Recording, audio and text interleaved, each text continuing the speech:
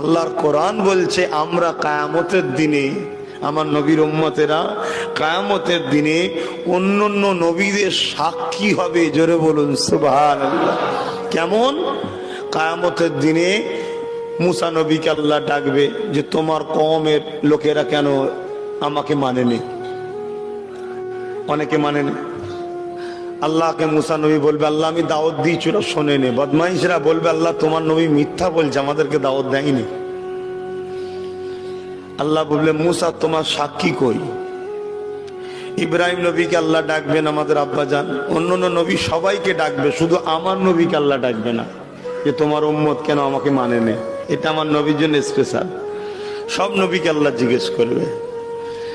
তো এই সময় সমস্ত নবীর আওয়াজ দেবে উম্মতে মুহাম্মাদি তোমরা বলো না তোমাদের রসুল কি তোমাদেরকে শোনায়নি আমাদের কথা? কি গো কোরআনে আছে না নাই? মুসা নবী, ঈসা নবী, দাউদ নবী, জাকারিয়া নবী, রকিয়া আমার নবী আমাদের ঘরে জানিয়েছে না জানাইনি? হাদিস পাকে আছে না নাই যে নবীরা তাদেরকে দাওয়াত দিত, তারা নবীদেরকে কতল পর্যন্ত করেছে। আমার নবীর উম্মতরা তখন বলবে আল্লাহ আপনার নবীরা সব দাওয়াত দিয়েছে, বদমাইশরা মানেনি। তখন এই বদমাইশ গুলো বলবে আল্লাহ এরা তো পরে এসছে, তাহলে সাক্ষী দেয় কি করে? তখন আমার রসুল কামলিওয়ালা আসবেন যে আল্লাহ আমি এদেরকে জানিয়েছিলাম। জোরে বলুন সুবহানাল্লাহ।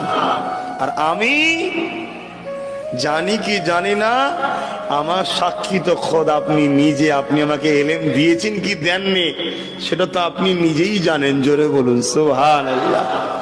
আমাদের মাকাম এত, আমাদের সম্মান এত আখরি নবীর উম্মত হওয়ার জন্য।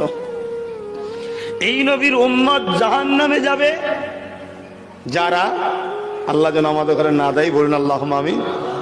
অন্য নবীর উম্মতের থেকেও এই নবীর উম্মত হওয়ার জন্য জাহান্নামে গেলেও সেখানেও একটু মর্যাদা পাবে।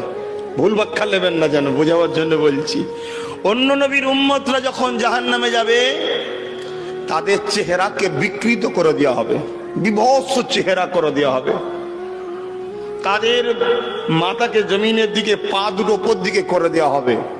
কিন্তু এই নবীর উম্মত, আমাদের নবীর উম্মত, যদিও ভুলের কারণে আল্লাহ ধরে জাহান্নামে যদি যায়, চেহারাকে বিকৃত করবে না।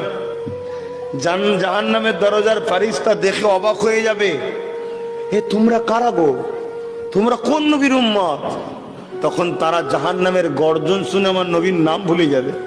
অভ্যাস নেই তো দুনিয়ায় বলা, ভুল করেছে, নাম ভুলে যাবে। তখন বলবো যে নবী শেষে এসেছিল, যে নবীর ওপরে আসমানি কিতাব কোরআন এসেছিল, তখন ফেরেশতারা বলবে হায় হায় হায় হায় হায়, ওই নবীর উম্মত হয়েও জাহান্নামে যাচ্ছ? তোমাদের মতো বদ কপাল কি আছে? কেন ওই নবীর উম্মত জাহান্নামে যাবে, এটা আশ্চর্যের বিষয়। কেন ওই নবীকে আল্লাহ এত সম্মান দিয়েছে, যদি মরণের বিছানাতে পড়ে ঘড়ঘড় করে আওয়াজ হচ্ছে তখন যদি একবার দিল থেকে বলে যে খোদা মাফ করে দাও, ওই নবীর খাতিরে আল্লাহ তাকেও মাফ করে দেয়। জোরে বলুন সুবহানাল্লাহ।